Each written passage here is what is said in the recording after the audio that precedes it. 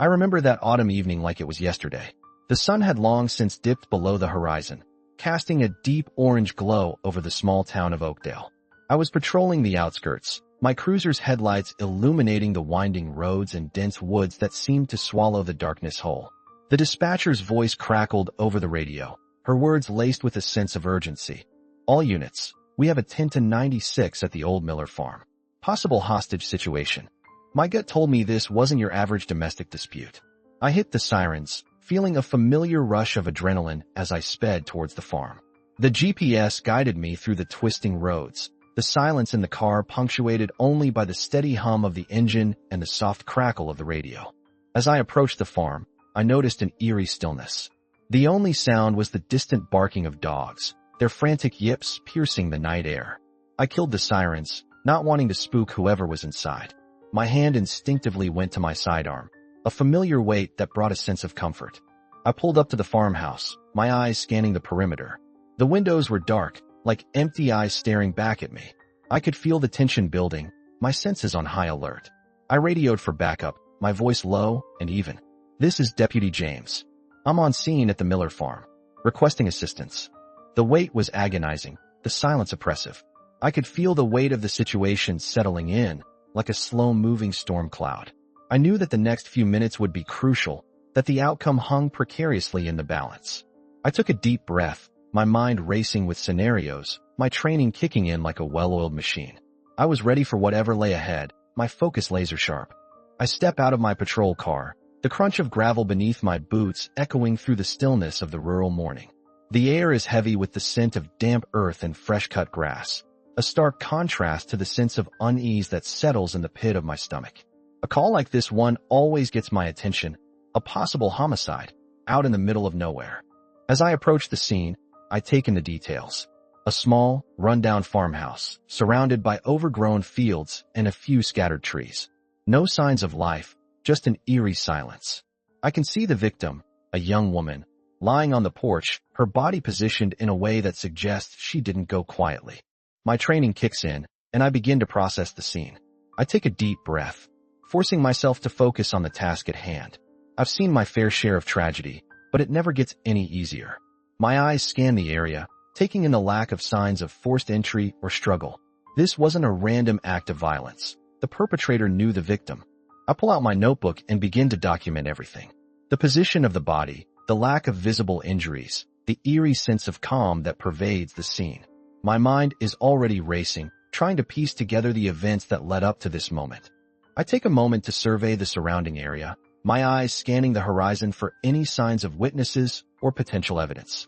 The sun is slowly rising, casting a golden glow over the scene.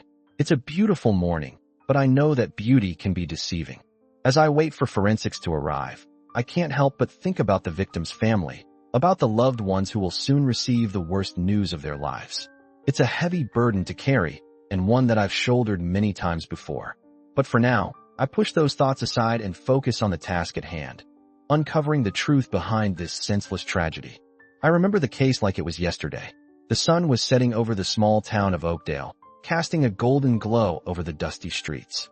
I was sipping on a lukewarm coffee, going over the case files in my mind, trying to make sense of the senseless. A string of burglaries had been plaguing our quiet community, leaving residents on edge and my team scrambling for leads. As I stepped out of the station, the crunch of gravel beneath my boots was the only sound breaking the evening silence. I took a deep breath, letting the familiar scent of fresh-cut grass and exhaust fumes fill my lungs. It was moments like these that I cherished, the stillness before the storm. My radio crackled to life, and dispatch's voice cut through the calm. "Deputy James, we have a possible 10-96 at 145 Maple Street." My heart rate ticked up a notch as I recognized the address, the latest burglary scene. I hit the lights and sirens, feeling a surge of adrenaline as I sped towards the location. As I turned onto Maple, I spotted a figure darting around the corner of the house. My training kicked in, and I was out of the cruiser before it came to a complete stop. I drew my weapon, my eyes scanning the area for any signs of danger. The figure, a scrawny kid in a black hoodie, was rummaging through the victim's trash cans. I approached him calmly, my gun still trained on the suspect. "Oakdale Sheriff's Department. Freeze." The kid's eyes locked onto mine, and for a moment, I saw a glimmer of fear. Then, His expression hardened, and he took off running. I gave chase, my boots pounding the pavement as I radioed for backup. This was it, our first lead in weeks.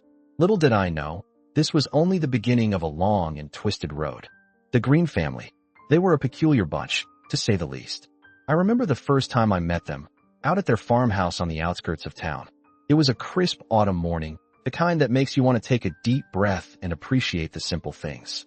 But as I stepped out of my cruiser, I knew this wasn't going to be a routine call.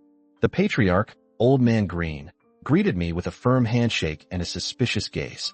His wife, Ruth, hovered in the background, her eyes darting between me and her husband like a nervous bird. Their kids, Jeb and Emily, stood off to the side, their faces pale and pinched. It was like they were all waiting for something to happen, but I had no idea what.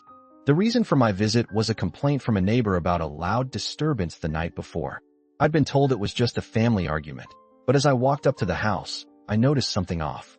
The windows were all open, despite the chill in the air, and the front door hung crookedly on its hinges. It looked like someone had busted out of there in a hurry.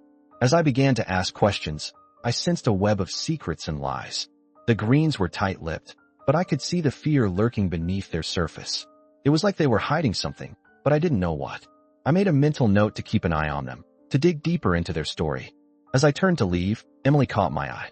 She was a scrawny thing, with eyes that seemed to bore into my soul. For a moment, I thought I saw something there, a glimmer of desperation. But when I turned back, it was gone, replaced by a mask of innocence. I left the Green farm that day with more questions than answers. But I knew I'd be back. I could feel it in my gut. The Greens were hiding something, and I was determined to uncover the truth. I remember the day like it was yesterday. The sun was setting over the small town of Willow Creek, casting a warm orange glow over the entire scene. I was sitting at my desk, sipping on a lukewarm cup of coffee, going over the case files for what felt like the 100th time. The Johnson case, a brutal murder that had shaken the entire community, had gone cold months ago. We'd exhausted every lead, every tip, every shred of evidence. It was as if the killer had vanished into thin air. But then, my phone rang. It was the lab technician from the state crime lab. Her voice was hesitant, apologetic even. "Deputy, we've got something. A new piece of evidence just came in. It was missed in the initial sweep, but, well, you should come take a look." My gut told me something was off. I grabbed my notebook and headed out the door, my mind racing with possibilities. The drive to the lab was a blur, my thoughts consumed by the what-ifs. What if this was the break we needed? What if this finally brought us closer to justice for the Johnson family? As I walked into the lab, the technician greeted me with a somber expression. "Deputy, we found a fingerprint on the victim's clothing. It wasn't there before. I don't know how we missed it." I felt a jolt of adrenaline as I approached the evidence table. The fingerprint was clear as day, a perfect match to one in the system. My heart sank as I recognized the name. Tommy Lee Jackson, a local with a string of petty thefts and a reputation for being slippery. I took a deep breath, my mind working overtime. This changed everything. We had a new lead, a new suspect. I could feel the weight of the case shifting, the possibilities opening up like a door creaking wide. I knew this was far from over, but for the first time in months, I felt a glimmer of hope. Maybe, just maybe, we'd finally get justice for the Johnsons. I remember the day like it was yesterday. The sun was setting over the small town of Willow Creek, casting a golden glow over the main street. I was patrolling in my squad car, enjoying the quiet evening, when the dispatcher's voice crackled over the radio. "Deputy 12, we have a 10-96 at the local bank. Reports of an armed robbery in progress." My heart rate picked up, and I flipped on the sirens, racing towards the bank. As I pulled up, I could see the suspect, a young man in his early 20s, waving a gun around and yelling at the hostages. My training kicked in, and I assessed the situation quickly. I knew I had to act fast, but I also knew I had to be careful. I radioed for backup, but I knew it would take a few minutes to arrive. I took a deep breath, trying to stay focused. The suspect was getting more agitated by the minute, and I could see the fear in the hostage's eyes. I knew I had to make a decision, and fast. That's when I saw her, a little girl, no more than 8 years old, cowering in the corner of the bank. She was trembling with fear, and her eyes were fixed on me. In that moment, I knew I had to do whatever it took to get her out safely. I slowly got out of my car, keeping my eyes on the suspect, and began to move towards the bank. I could feel the weight of my gun on my hip, but I knew I couldn't use it, not yet. I had to try to talk him down, to get him to release the hostages. The little girl's eyes never left mine, and I knew I had to be strong for her. As I approached the bank, I could hear the sound of sirens in the distance.